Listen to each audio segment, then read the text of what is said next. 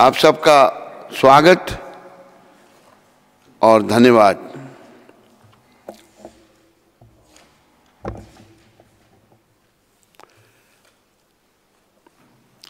सर्वप्रथम श्रील प्रभुपाद शिक्षामृत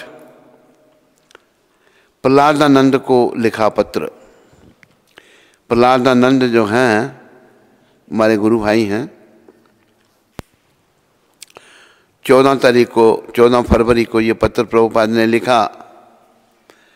तो उसमें क्या लिख रहे हैं गुरुदेव? एक महान वैष्णव जिन्होंने अंतर्राष्ट्रीय श्री कृष्ण भावनामृत संघ की स्थापना की, श्री कृष्ण को भूलकर हम एक कैदी के समान हो गए हैं। जैसे जेल में कैदी होता है ना, ऐसे हमारी गति है, क्योंकि हम भगवान को भूल गए हैं। और इस कीर्तन द्वारा श्री कृष्ण हमें पुनः उनसे जुड़ने का अवसर प्रदान कर रहे हैं। देखो, ये ध्यान रखो, हमने भगवान के साथ जुड़ना है, हमने कृष्ण की प्राप्ति करनी है। तो प्रभुपाद यहां बता रहे हैं कि कीर्तन, ये जो महामंत्र हरे कृष्ण कृष्ण हरे हरे राम राम, ये जो महामंत्र है, ये कृष्ण के साथ जुड़ने का एक मौका है, एक अवसर प्रदान कर रहे हैं हम सबको भगवान। तो इसका पूरा लाभ लीजिए और प्रसन्न रहिए। कीर्तन का पूरा लाभ हमने लेना है। कोई समय हमारा ऐसा नहीं होना चाहिए कि जब हम भगवान को भूलें।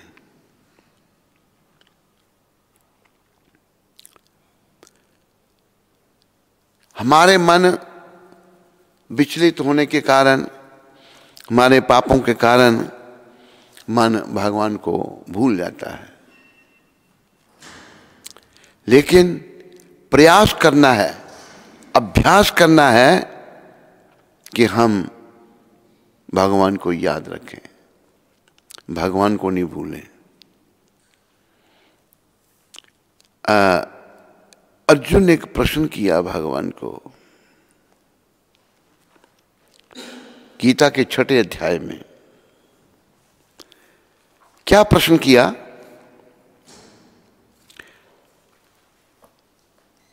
श्री अर्जुनोवाच चंचलम ही मना कृष्ण परमार्थी बलभद्रडम तस्याहम निग्रहम मन्ये वायुर एव स दुष्करम। हे कृष्ण, ये मन बहुत चंचल है। वायु को कोई भले वश में कर ले, पर ये मन वश में नहीं होता, इसको कंट्रोल नहीं कर सकता। अर्जुन अपनी असमर्थता बता रहे हैं। जब अर्जुन के लिए अपने मन को, जो भगवान के सखा थे, कठिन हो रहा है, तो हमारी क्या गति होगी? असल में जैसे कोई साधारण व्यक्ति है ना, उसका अभिनय, उसका रोल अर्जुन कर रहे हैं। अर्जुन एक बहुत महान आत्मा है, जो भगवान के संग में, जो जिनको संग मिला भगवान का, जो भगवान के सखा हैं, वो बड़ी महान आत्मा है। लेकिन वो एक साधारण व्यक्ति की तरह भगवान को कह रहे हैं कि प्रभु मन बड़ा चंचल है। और ये सच्चाई भी है। ऐसा बताया है कि मन को 10,000 हाथी का बल है। 10,000 हाथी में जितनी ताकत होती है, इतनी इस मन में है। ये मन जो है, अभी हम यहाँ बैठे हैं, बात कर रहे हैं आपसे, अभी हमारा मन पहुँच गया बम्बई। कितना दूर है बंबई, मन वहां पहुंच गया। हम यहाँ बैठे हैं, मन पहुंच गया अमेरिका, मन पहुंच गया कहीं और। ये बहुत चंचल है, बहुत चंचल है। तो अर्जुन ने इसको बस करने की असमर्थता बताई कि मन को बस में नहीं कर सकते। तो भगवान ने क्या कहा? भगवान कहते हैं असंशयम महाबाहो मनोद्रुनी ग्रहम चलम। हे शक्तिशाली अर्जुन, ये मन बड़ा दुराग्राही है, इसको वश में करना बड़ा कठिन है। भगवान भी कह रहे हैं, लेकिन भगवान रास्ता भी बता रहे हैं साथ में, मन को कैसे वश में करना है। उसको कृपया आप सब ध्यान में रखो, सारी माताएं, सारे भाई और सारे बच्चे ध्यान रखो, क्योंकि मन को नियंत्रण में अगर नहीं किया तो ये मन हमारी दुर्गति कर देगा। कष्ट इसी को भोगना पड़ेगा मन को, लेकिन हम भी इसके साथ साथ रहेंगे, आत्मा इसके साथ साथ रहेगी। भगवान कहते हैं अभ्यासेन तु कौन्तेय वैराग्येन च गृह्यते। अभ्यास करके, जैसे हम यहां बैठे हैं भगवान के दरबार में, सत्संग हो रहा है लेकिन मन कहीं और भाग रहा है, तो शिक्षा ये है भगवान की, पुनः इसको यहीं लाना है, ये फिर जाएगा फिर लाना, फिर जाएगा फिर लाना, अभ्यास करना है। तो अभ्यास के बारे में कुछ शब्द लिखे हैं, आप सब याद रखो और मेरे पीछे बोलो, करत करत अभ्यास से जड़मती होत सुजान। अभ्यास करने से जो मूर्ख है ना, जड़ है, मतलब जड़ पत्थर की तरह, वो भी बुद्धिमान बन जाता है अभ्यास से। तो कैसे बनता है? उदाहरण दिया ऐसे में, रस्सी आवत जात से शिला पड़त निशान। अभ्यास की बात। अभी क्या इसमें मैं आपको थोड़ा समझा दूं। कुएं प्रायः भारत में बहुत जगह कुओं का पानी लोग पीते हैं, पानी नहीं है, पानी निकालना पड़ता है, तो बाल्टी को रस्सी बांधी जाती है और वो बाल्टी कुएं में फेंकी जाती है। तो कुएं के चारों तरफ पत्थर लगा हुआ है, क्या क्या मेड़ कहते हैं उसको, क्या कहते हैं? कुएं के कोने में जो पत्थर लगा होता है, मेड़।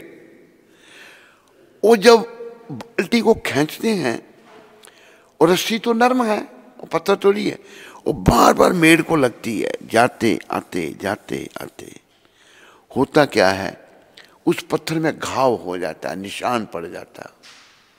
ये है अभ्यास।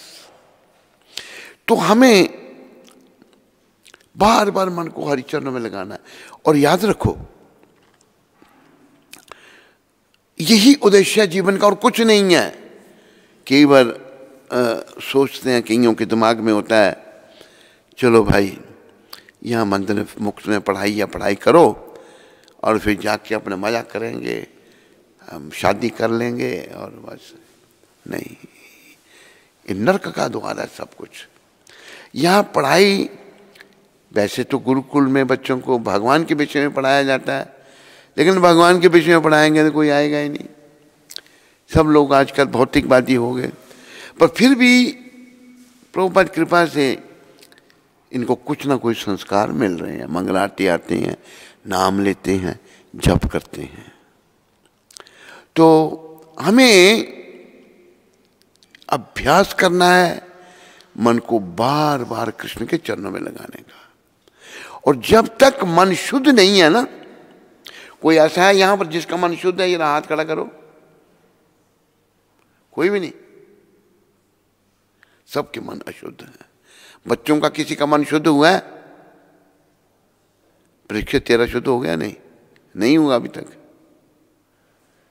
तेरा मणिपुरी नहीं, तेरा भी नहीं। मन अशुद्ध है, हम सबका ही अशुद्ध है मन। तो जब तक ये अशुद्ध है, इसने हमेशा बुराइयों की तरफ जाना। ये मत सोचो कि अशुद्ध मन भगवान की तरफ लगेगा, नहीं। हमने प्रयास करना है मन को शुद्ध करने का। इसने बुराइयों की तरफ जाना ही जाना है, इसने हमको परेशान करना ही करना है। लेकिन हमने बार बार इसको, प्रभुपाद जी जैसे महान वैष्णवों की कृपा से बार बार इसको कृष्ण के चरणों में लाना है। बार बार इसने जाना है, इधर जाएगा, फिर लाना है। जब हम ऐसा करेंगे ना, तो फिर ये लग जाएगा एक दिन, पर टाइम लगेगा। एक उदाहरण है बड़ा सुंदर प्रभुपाद कृपा से। उदाहरण क्या है? एक व्यक्ति ने गाय बैल रखे हुए हैं, पशु रखे हुए हैं, उसके पास 12 गाय बैल हैं। एक नया बैल खरीद के लाता है वो दूसरी जगह से। तो बैल के लिए वो जो जगह है बिल्कुल नई है, वो दूसरी जगह था। तो मालिक उसकी एक जगह निर्धारित कर देता है, उसको वहाँ बांध देता है, खाने के लिए चारा देता है। फिर दूसरे दिन बाकी पशुओं के साथ उस नए बैल को खोला जाता है। वो नया है, कभी इधर भागता है, कभी इधर भागता है, नई जगह। उसका मालिक उसको डंडे से उन सब के साथ रखता है, जो 12 और पशु हैं, ये 13वां है। डंडे से उनके बीच में रखता है। तो कोई 10-12 दिन वो परेशान करता है। फिर वो समझ जाता है, भाई नहीं, मैंने यही मेरे लिए जगह है। और आपको बताएं, यहाँ पर भी गाय बैल रखे जाते थे इस जगह पर। वो अभी घर हट गया। हमने देखा जब अंदर उनको लाया जाता था गाय बैलों को, सब अपनी अपनी जगह चले जाते थे। उनको पता मेरी जगह ये है, मेरी जगह ये है। वहाँ उनको रस्सी से बांध दिया जाता था। तो ये मन भी एक पशु है। इसको बुद्धि के द्वारा और प्रभुपाद जी जैसे संतों की कृपा से इसको बार बार हमने कृष्ण के चरणों में लगाना है। ये आसानी से नहीं जाएगा। जैसे पशु 10-12 दिन परेशान करता है मालिक को, लेकिन मालिक बार जब जगह पर नहीं खड़ा होता तो कान से पकड़ कर उसको जगह पर खड़ा कर देता है, बांध देता है। फिर वो समझ जाता है, भाई मुझे यहीं बार बार आना पड़ेगा और यही मेरा घर है अभी। तो इस मन को भी इसी प्रकार हमने बार बार, और वैसे देखो सहयोग, वैष्णवों का सहयोग के बिना कुछ नहीं हो सकता। चर्चा हुई थी, कल ही हुई थी चर्चा, कल ही हुई थी नहीं, गुरु की चर्चा परसों। कल क्या हुआ था? हैं? कल ना, कल नहीं, परसों। तो हमें सहयोग लेना है वैष्णवों का। उनके सहयोग से इस मन को कंट्रोल करना है, जो भगवान ने गीता में भी परामर्श दिया है। और ऐसी पद्धति चली आ रही है। तो इस समय के जो संत हैं, वैष्णव हैं, और देखो आपको बताएं, बहुत सारे मत मतांतर हैं। कोई कुछ कहता है, कोई कुछ कहता है, कोई कुछ कहता है, पर असली धर्म, सनातन धर्म वैष्णव धर्म है। वैष्णव धर्म का जो विष्णु भगवान के द्वारा प्रतिपादित हुआ है, जिनके धर्मम तो साक्षात भगवत प्रणीतम। और कलियुग के लोगों को बेचारों को पता नहीं है, जहाँ भीड़ भाड़ होती है वहाँ चले जाते हैं, मिलता कुछ नहीं उनको। फिर मिलेगा हमको कृष्ण के चरणों में। हमको जो है बार बार अपने मन को श्री कृष्ण के चरणों में लगाना है। पर इसमें परंपरा की कृपा भी चाहिए, प्रभुपाद जी जैसे संतों की कृपा भी चाहिए, उनका सहयोग चाहिए। तो आप में से कोई प्रश्न कर सकता है कि भाई संत जी अभी तो यहाँ है नहीं, इनकी मूर्ति है। अरे भगवान की भी तो मूर्ति है। जो भगवान के भक्त हैं, गुजराती भाषा में एक आरती है, एक प्रीतम जी ने आरती लिखी है भगवान की, आनंद मंगल करुण शुभ आरती हरि गुरु संत निसेवा। हरि गुरु और संतों की सेवा। फिर वो जो मैं शब्दाओं को बताना चाहता हूं, वो कहते हैं, प्रीतम उनका नाम है। कहे प्रीतम तमें ओढ़खो इंदाने। प्रीतम जी कहते हैं इनको पहचानो, किनको? भक्तों को, प्रभुपाद जी जैसे संतों को। हरि न जन हरि जेवा। जो भगवान के भक्त हैं भगवान जैसे ही हैं, भगवान नहीं है पर भगवान जैसे गुण उनमें आ जाते हैं। जैसे भगवान की मूर्ति है तो भक्तों की भी मूर्ति बनती है। गुरु महाराज मूर्ति रूप में बैठे हैं, और ये जो मूर्ति हमारे मंदिर में है प्रभुपाद जी की, कई इसके चमत्कार कईयों ने देखे हैं, चमत्कार कईयों ने अनुभव किए हैं। तेरे को कोई हुआ चमत्कार? नहीं अच्युत, नहीं। मतलब संजय को पूछना, वो बताएगा आपको। मूर्ति रूप में विराजमान रहते हैं संत। तो भगवान के भक्त भगवान जैसे बन जाते हैं, क्योंकि वो भगवान का सदा सिमरन करते हैं। अभी ये भी देखो, बीच में बात आती है, भगवान के भक्तों के पास बैठ के क्या सुख मिलता है, क्या शांति क्यों मिलती है, क्यों अच्छा लगता है? क्योंकि भगवान के भक्त हर समय भगवान का सिमरन कर रहे हैं। ये हमने प्रभुपाद जी के संग में ये अनुभव किया। और संत जैसे भगवान दूसरे के हृदय की बात जानते हैं, संत भी जानते हैं।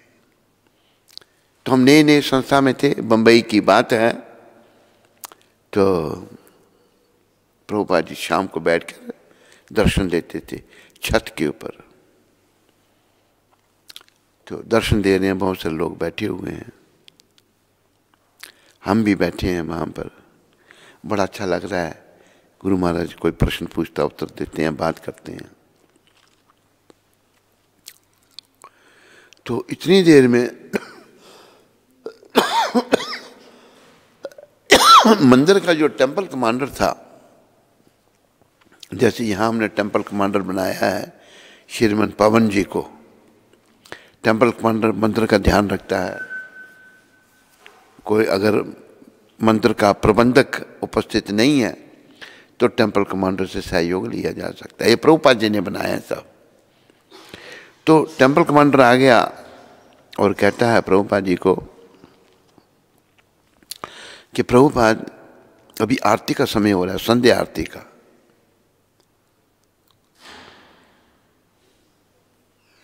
तो ये सब लोग जो बैठे हैं आपके पास, आरती में चलें? प्रभुपाद कहा हाँ।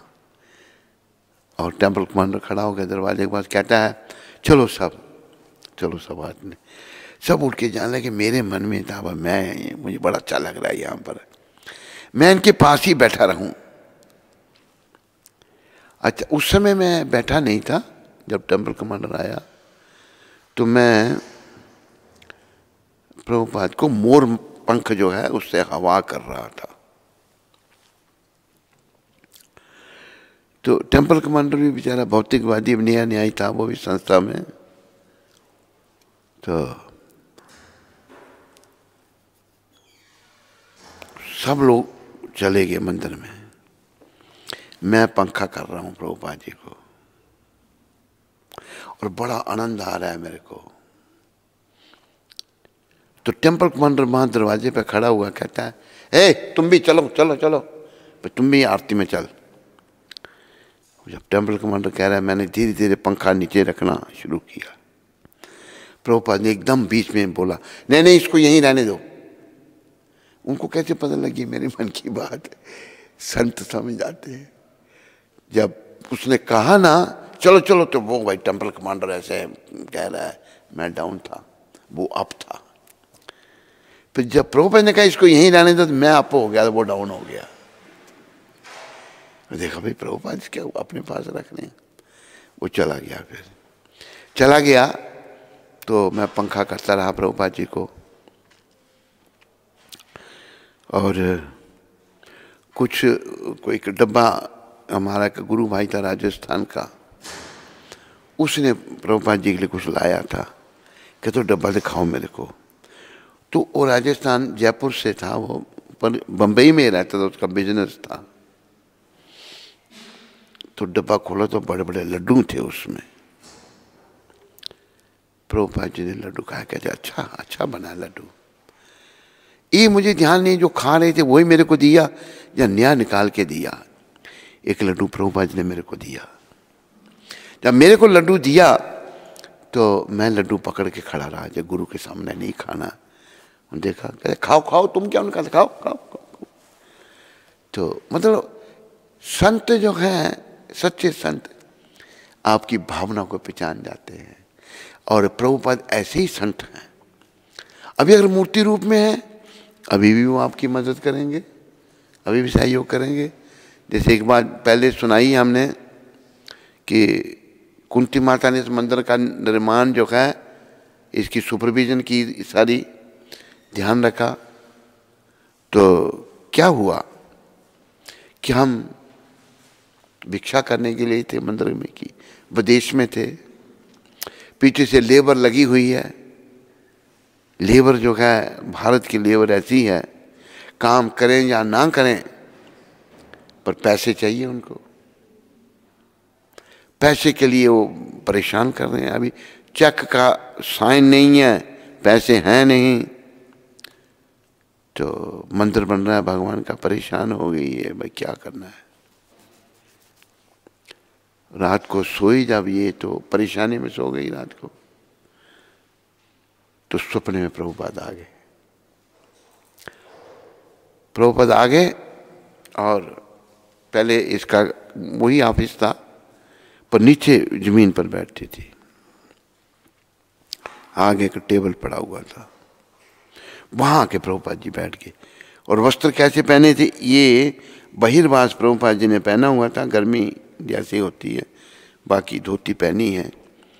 वहाँ बैठ गए तो कहते हैं इसको, किस किस को पेमेंट करनी है, बुलाओ उन सबको, चेकबुक कहाँ है। तो कह जी प्रभुपाद वहाँ जहाँ बैठे नीचे ही पड़ी है।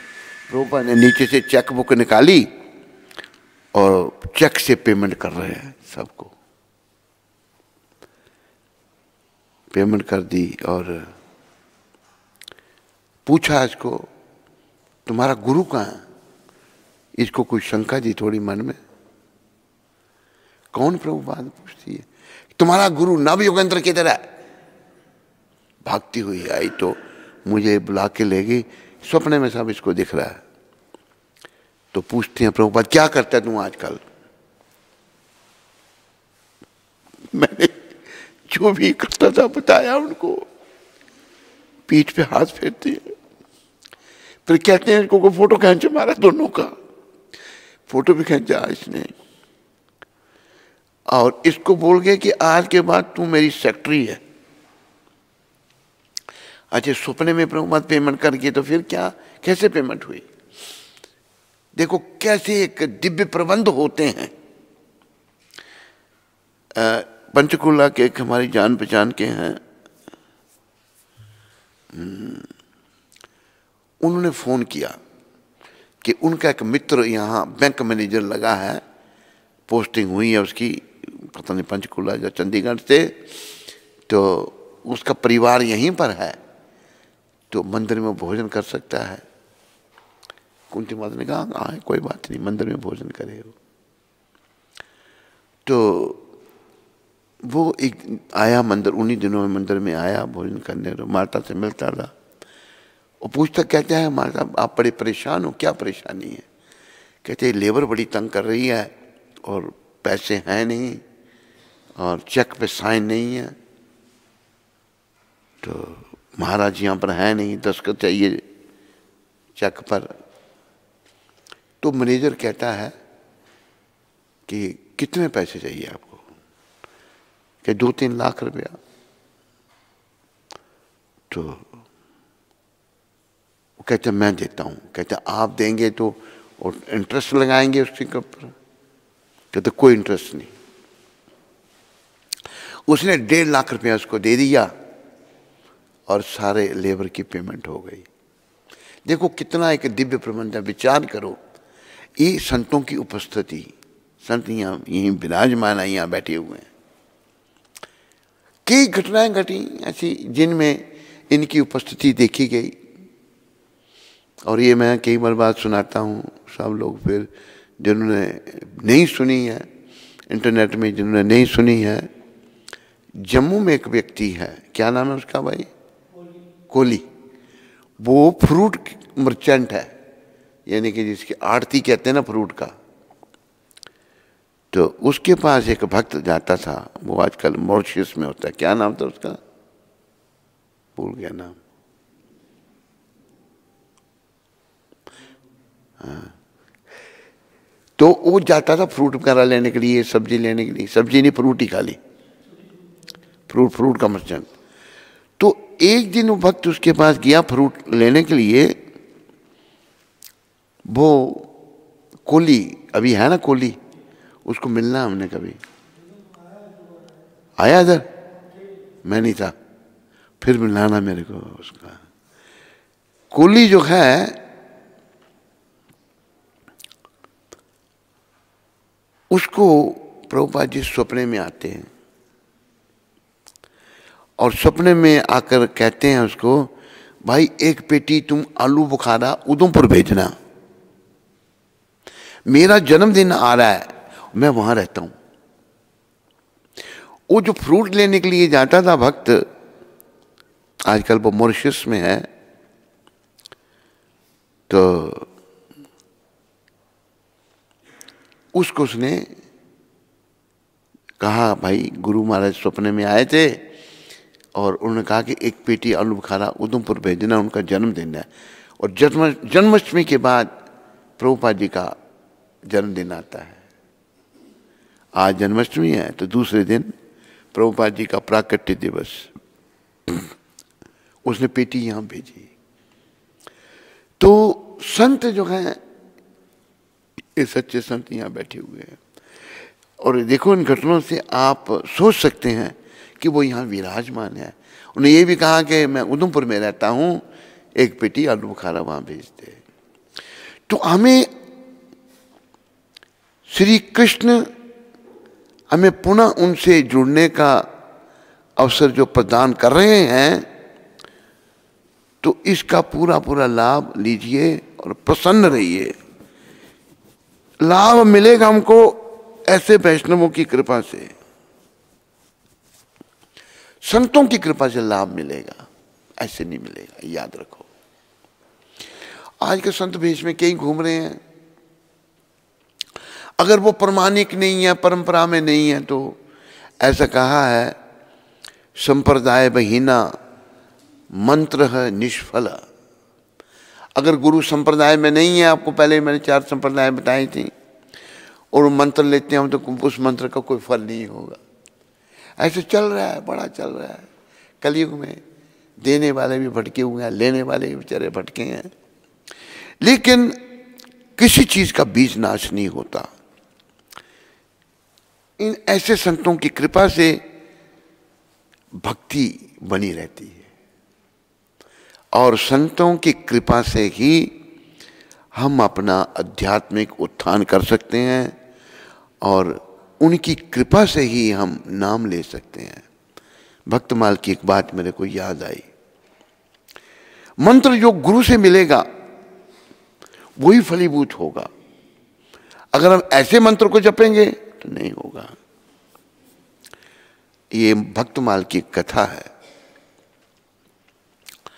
तुलसीदास जो रामायण के बहुत बड़े रचयिता हुए, जिन्होंने भाषा में रामायण लिखी, तुलसीदास जी वाराणसी में थे। तो गंगा के उस पार से एक व्यक्ति उनकी कथा सुनने आता था। इधर इस पार कथा होती थी रामायण की, तुलसीदास जी स्वयं करते थे। कथा सुनने जब आता था, एक दिन कथा में विलंब हो गया तो जाने की देर होने लगी उसको, और उसको जो है नदी पार करनी होती थी, गंगा के उस पार वो रहता था। तो बड़ा उतावला था। तुलसीदास जी कहते हैं, भाई तुम आज यहीं रहो। तो वो क्या कहता है, कहते हैं महाराज जब मैं यहाँ रहूँगा तो मुझे घर की याद आएगी, वो ठीक नहीं। अगर घर चला जाऊँगा तो यहाँ की याद आएगी, वो ठीक है। इसलिए मैं जाना चाहता हूँ ताकि कल फिर मैं कथा में आऊँ और मेरा ध्यान इधर रहे। अगर इधर आज रहता हूँ तो घर वालों को पता नहीं है मेरा ध्यान घर में रहेगा, वो ठीक नहीं। तो तुलसीदास जी ने उसको बुलाया, उसके हाथ में लिख दिया भगवान का नाम लिख दिया। कहते जाओ भगवान का ध्यान करके। जल पे थल की तरह चल के वो जाने लगा। जल के ऊपर ऐसे चल रहा है जैसे पृथ्वी पर चल रहा है। जब जाने लगा तो नजदीक पहुंच गया। कहता है, सोचने लगा भाई क्या लिखा मेरे हाथ में। देखा राम लिखा है, ये तो मैं भी जानता था। एकदम उसको जो है गोता लग गया, डुबकी लग गई उसको, और श्रद्धा खत्म हो गई। तुलसीदास जी देख रहे थे, उसने बोला तुलसीदास जी बलराम, तुलसीदास जी बलराम किया। तो फिर 2-4 डुबकियां गंगा ने लगाई दी उसको, और फिर पार चला गया। जब हमें संतों से नाम मिलता है वही फलीभूत होता है। नाम तो वही है, लेकिन माध्यम जब संत बनते हैं और उसमें अगर हम श्रद्धा रखते हैं, भाव रखते हैं, तो वो फलीभूत होगा। उससे हमारी अंतरात्मा पवित्र होगी, हमारा मलिन मन शुद्ध होगा। तो कृष्ण भगवान को भूलकर प्रभुपाद कह रहे हैं कि हम कैदी के समान है। कैदी जो है वो जेल में पड़ा है, अपनी मर्जी से कुछ नहीं कर सकता। हम भी अपनी मर्जी से, जो लोग संसार में हैं बहुत कुछ करते हैं, लेकिन मिलता क्या उनको, कुछ भी नहीं। संसार में जो खो जाते हैं लोग, जहाँ एक कथा है छोटी सी, संसार बाटिका। बाटिका कहते हैं बाग को, बगीचे को। तो एक राजा था, उसकी कोई संतान नहीं थी। उसने एक घोषणा की कि कल मेरे को जो पहले मिलेगा मैं उसको युवराज बना दूंगा, वो मेरा उत्तराधिकारी हो जाएगा। तो सब राजा के उत्तराधिकारी बनना चाहते, और कल के लिए मेरा दरबार खुला होगा, कोई भी आ सकता है।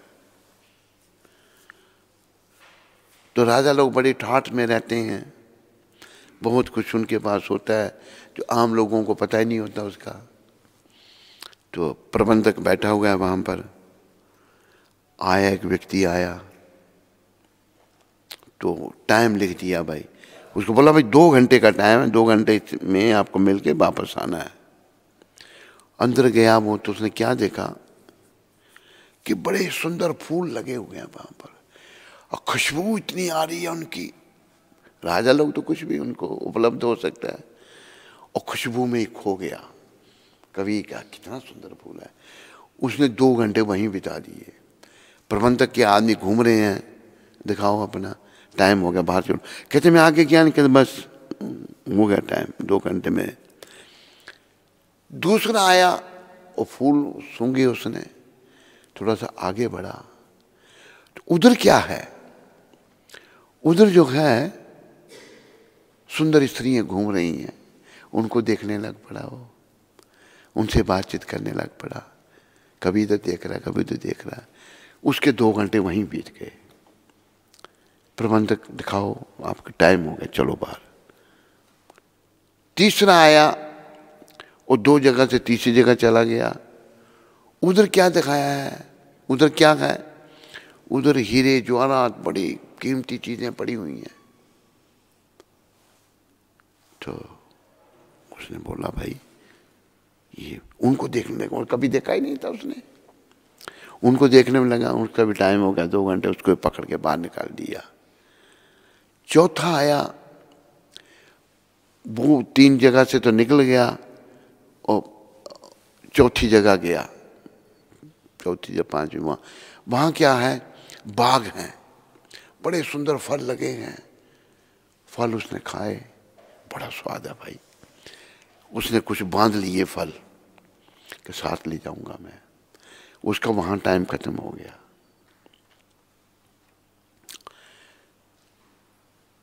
ऐसे ही लोगों का टाइम खत्म होते कि एक आया, ना पहली जगह खड़ा हुआ, ना दूसरी, ना तीसरी, ना चौथी, ना 5वीं। देखो, शब्द, रूप, रस, गंध और स्पर्श। शब्द, रूप, रस, गंध, स्पर्श, ये 5 इंद्रियां हैं।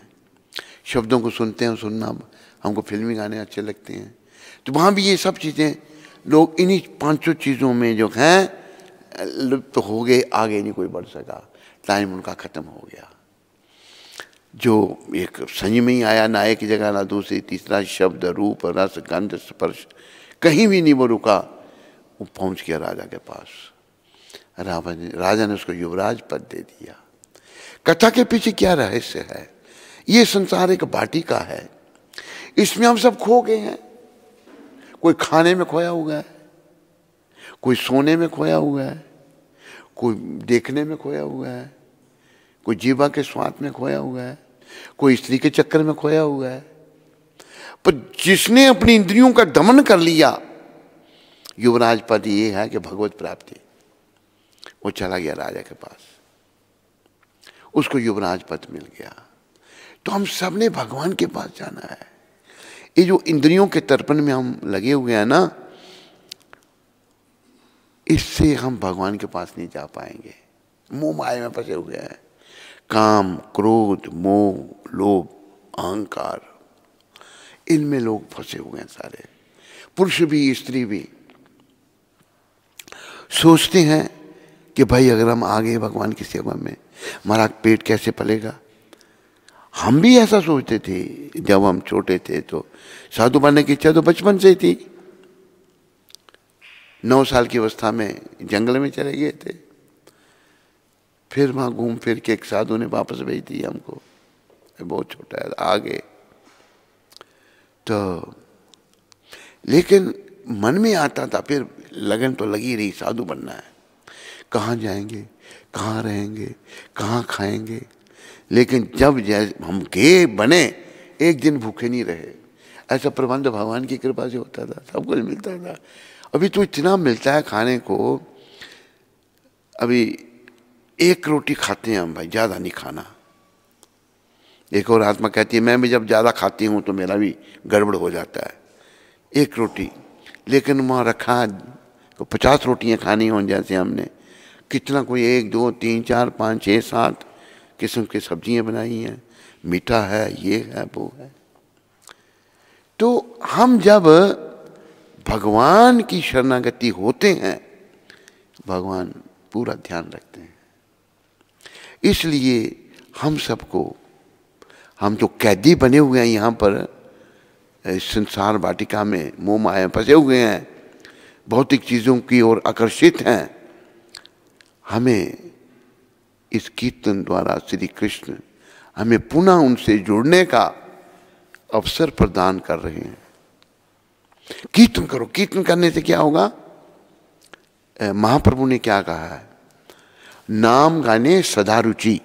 सदा नाम गाने में अपनी रुचि पैदा करो, इंटरेस्ट पैदा करो। कीर्तनीय सदा हरि, सदा हरि का कीर्तन। हरि कीर्तन मतलब ये महामंत्र, हरे कृष्ण कृष्ण कृष्ण हरे हरे, राम राम राम। कीर्तन करते रहो सदा। ध्यान रखो, अभ्यास करना है। अभ्यास कभी बताया आपको, संसार में खोना नहीं। समय हमारा प्राय संसार में ही चला जाता है। जब वृद्धावस्था आ जाती है, एक अपना भोजपुरी में एक भजन है, एक भोजपुरी है हमारे पास यहाँ पर, भोजपुरी में एक भजन है, बड़ी अच्छी शिक्षा उसमें। कब हो कीनो ना भजनवा कैसे सपरी, कब हो कीनो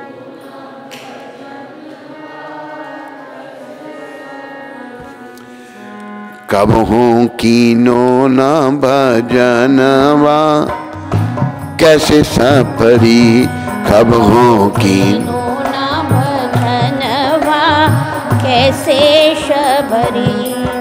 जायो राम के भवनवा कैसे सपरी, जायो राम के भवनवा कैसे सपरी। भोजपुरी यहाँ बड़े सपरी का क्या मतलब होता है, पूछो उसको, जनार्दन को पूछो।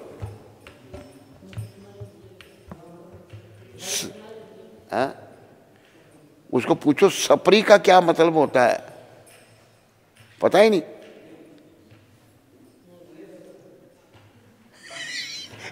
बिहार से कब हो कीनो ना भजनवा कैसे सपरी, कब हो कीनो ना भजनवा कैसे सपरी। यूपी वालों को पूछते हैं, यूपी वालों सपरी का क्या मतलब होता है, नहीं पता। यूपी और बिहार साथ साथ में है, हैं?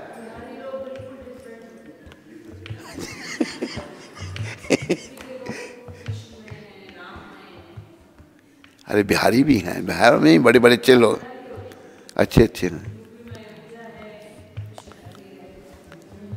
हाँ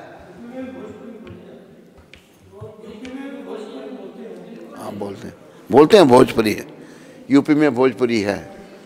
अरे सपरी का मतलब निकाल रहे हैं तुम कहीं? नहीं, सपरी का मतलब मुझे भी नहीं आता, इसलिए पूछ रहा हूँ मैं। सपरी मतलब कैसे तेरा कल्याण होगा, तू बता भाई। एक और यूपी का बैठा है यहाँ पर।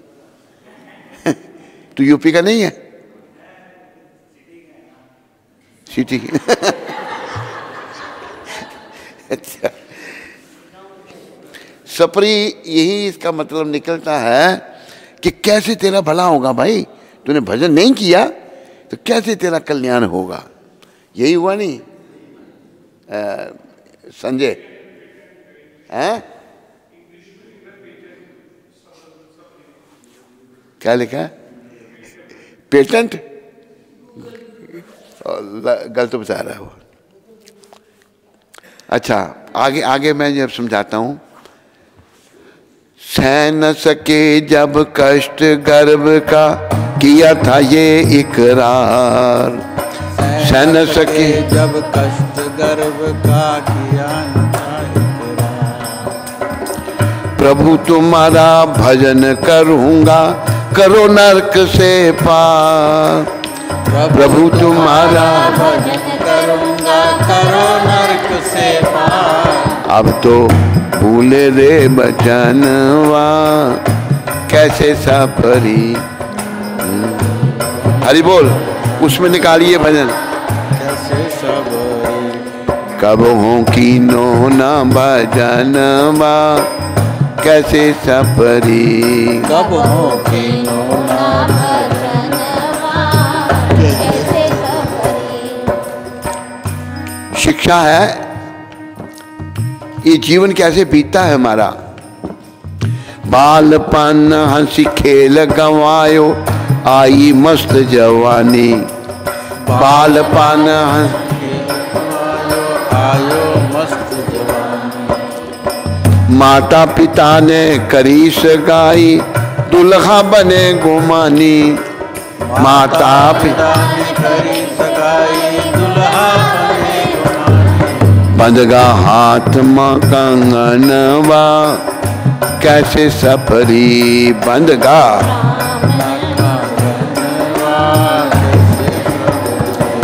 कब हो कीनो ना भजनवा कैसे सपरी, कब कीनो ना भजनवा कैसे सब। धूमधाम से ब्याह हो गया पहन केसरिया जामा। धूमधाम के ब्याह हो गया पहन केसरी मन पसंद की दुल्हन लाए खत्म हुआ ये ड्रामा। मन पसंद की दुल्हन आई खत्म हुआ ये ड्रामा। बन गए सजनी के सजनवा कैसे सपरी बन गए।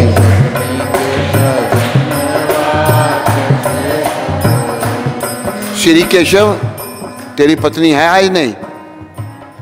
श्री केशव पठानकोट गया था, पसंद आ गई इसको लड़की, पठानकोट में आई थी ना, है सीटू वाले शहर में। अच्छा, पठानकोट से पहले ही तुम पसंद आ गई, इसने शादी कर ली। तेरी पसंद की थी ना, पर तेरी पसंद ठीक रही, वो भी धार्मिक है। आज आई नहीं है ना, वो यहां बताया है।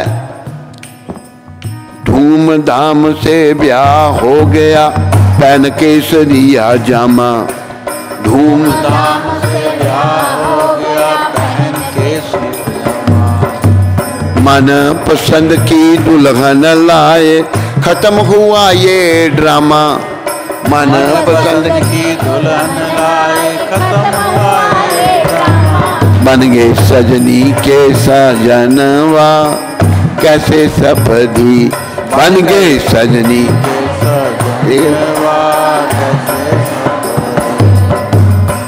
जब मैंने कहा ना मन पसंद की दुल्हन लाए, श्री केशव कहता हाँ। उधर से पवन जी भी कह रहे हैं कि हाँ मन पसंद की। बन गए सजनी के सजनवा, ये ड्रामा खत्म हो गया। फिर क्या हुआ आगे? विषयों का रस पी पी करके दिन दिन हुए सयाने। विषयों का रस पी पी करके दिन दिन हुए सयाने। बालपने से बाप बने फिर बाबा लगे कहाने। बालपन से बाप अब निहराने चौथे पनवा कैसे सपदी। अब निहराने चौथे पन कब हो कीनो न भजनवा कैसे सफरी। कब हो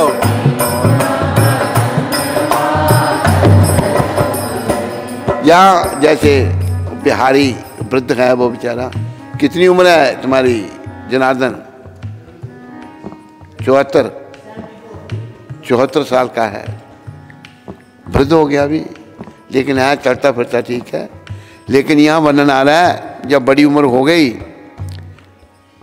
कमर कमान दांत सब गिर गए नजर गई नजराना। कमर कमार दांत सब गिर गए नजर गई नजराना। द्वारे खाट डारी जब बैठे बहुए मारे ताना। द्वारे खाट डारी कब हो मरे हैं ये बुढ़नवा कैसे सफरी। कब हो मरे कब हो कीनो न भजनवा कैसे सफरी। कब हो कीनो न भजनवा। क्या मिल गया? कुछ मिला? कुछ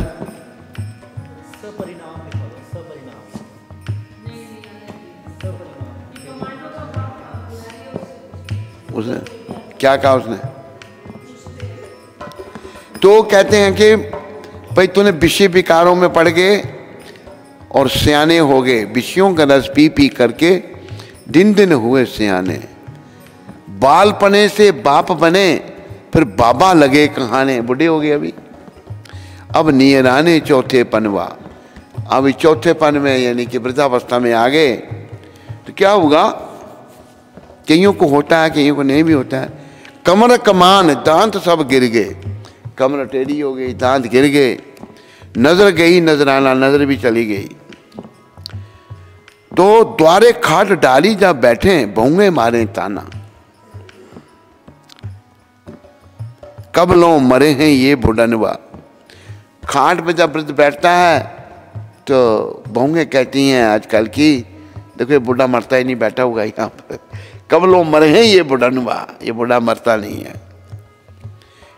कैसे सफरी कब हो कीनो ना भजनवा, कैसे सफरी। अरे बिना भजन के तेरा कल्याण नहीं है। चाहे जो पुरुष है, चाहे स्त्री है, चाहे कुछ भी है, भगवान का भजन कर। राम कृष्ण दोनों एक ही हैं।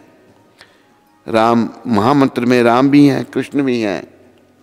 हरे कृष्ण कृष्ण कृष्ण हरे हरे राम राम हरे बोल।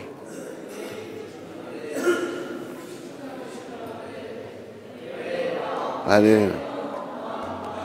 वो पुस्तक दूसरी में नहीं मिला तेरे को, लिखा हुआ है, इसमें गलतियां करेक्शन करनी है वो।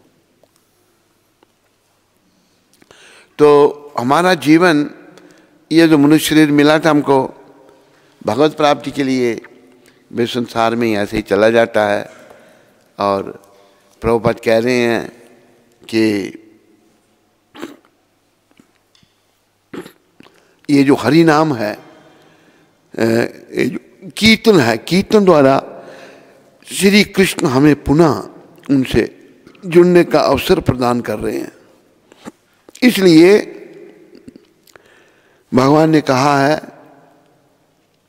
उठीते बैसीते खाईते सोईते, उठते बैठते खाते सोते, यथा तथा नाम ले, जैसे तैसे नाम जपो, देश काल नियम नाही सर्व सिद्धि होए। ये नहीं है कि अभी जपना भी नहीं जपना है, सब सिद्धियां प्राप्त होंगी। सबसे बड़ी सिद्धि ये होगी कि कृष्ण प्रेम मिलेगा और अंत में कृष्ण का सिमरन हो जाएगा। इसलिए इस बात को जीवन में धारण करो और अपने जीवन को सफल करो। इन्हीं शब्दों के साथ आप सबका धन्यवाद किया जाता है। हरे कृष्ण। बीते, हाँ बीतेगी। कहाँ से मिला? गूगल करो। उसने कुछ और बोला। कल्याण, कल्याण भी कैसे बीतेगी? कल्याण कैसे होगा? सफरी कल्याण भी ठीक है। किसका? हाँ विमल, वो जो था विमल आजकल उधर मॉरिशस में है ना। हाँ।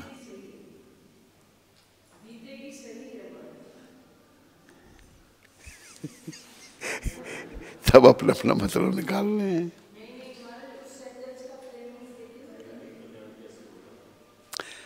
कल्याण कैसे? हाँ बिल कैसे सफरी, भला कैसे होगा? तो प्रश्न तो नहीं कोई?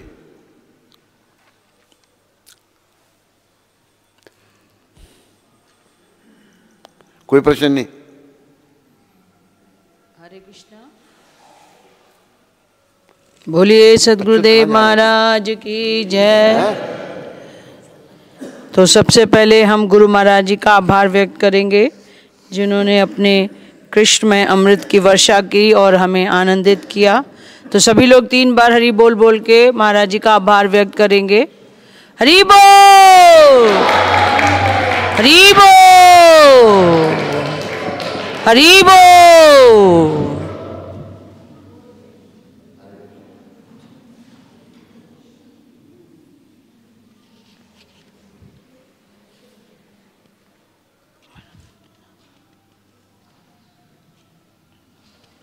हरे कृष्णा। तो आज गयाना से प्राण गोपाल प्रभु का जन्म दिवस है और ऑस्ट्रेलिया से विवान का। गयाना से प्राण गोपाल प्रभु का आज जन्म दिवस है और ऑस्ट्रेलिया से नीनी के सुपुत्र विवान का जन्म दिवस। तो दोनों को आशीर्वाद चाहिए।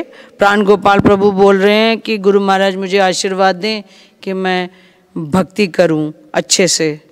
तो उनके जन्मदिन के अवसर पर उन्होंने कहा है कि जो प्रसाद उन्होंने स्पॉन्सर किया है, तो कह रहे थे कि महाराज जी के हाथों से बंटवाएं और सभी भक्त लोग आशीर्वाद देते जाएं प्राण गोपाल जी को। और विवान के जन्मदिन के उत्सव पे मोहिनी माता जी ने स्पॉन्सर किया है, तो बच्चों को दिन में प्रसाद बटेगा जो विवान को अच्छा लगता है, गोलगप्पे, समोसे और केक। तो इनका और इनके परिवार का श्रील प्रभुपाद आश्रम उधमपुर के सभी भक्तों की ओर से बहुत बहुत धन्यवाद। हरि बोल।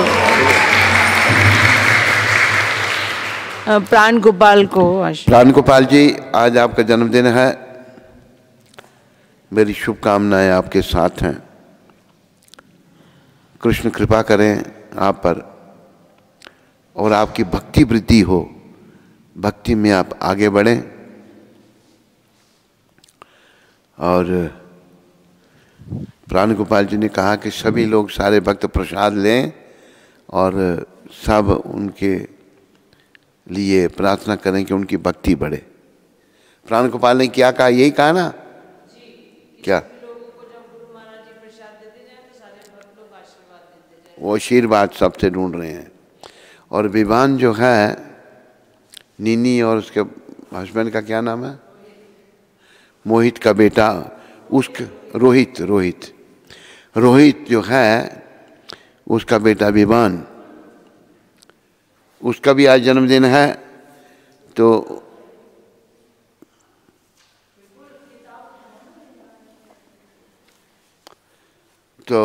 उसके लिए भी शुभकामनाएं।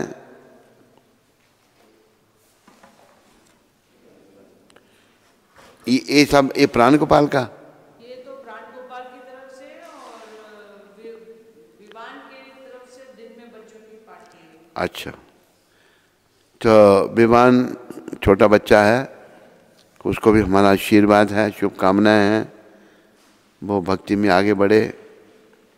उसके माता पिता भक्त हैं। तो प्राण गोपाल ने तो बड़ा तगड़ा प्रोग्राम रखा है, मठियाँ हैं, केक है और समोसा है। तो आप लोग हैं, अच्छा, इसके अंदर ड्राई फ्रूट है। हाँ, खाने वाले धीरे धीरे खाना, सारा समोसा ही मुंह में नहीं डाल देना।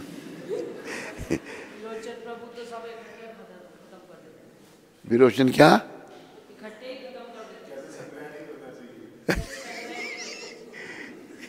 बात तो ठीक है वैसे उसकी। लाओ जी विरोचन। हाँ बोलो। तो उनका और उनके परिवार का श्रील प्रभुपाद आश्रम उधमपुर के सभी भक्तों की ओर से बहुत बहुत धन्यवाद। हरि बोल। महसाना से आशीष पटेल जी ने गुरु महाराज जी के लिए अपनी सेवा भेजी है। तो उनका और उनके परिवार का श्रील प्रभुपाद आश्रम उधमपुर के सभी भक्तों की ओर से बहुत बहुत धन्यवाद। हरि बोल। ये फल देते जाओ, फल भी दे देना। ठीक है। तुम खड़ा रहता है।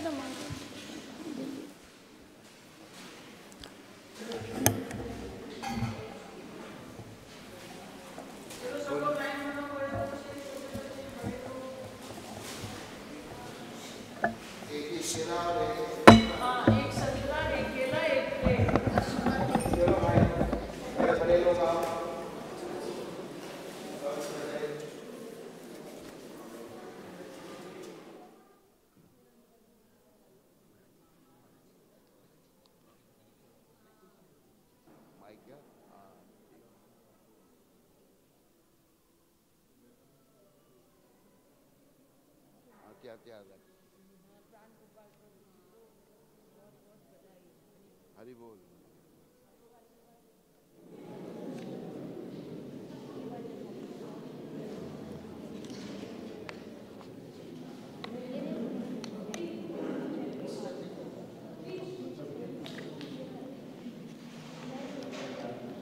हरे कृष्ण कृष्ण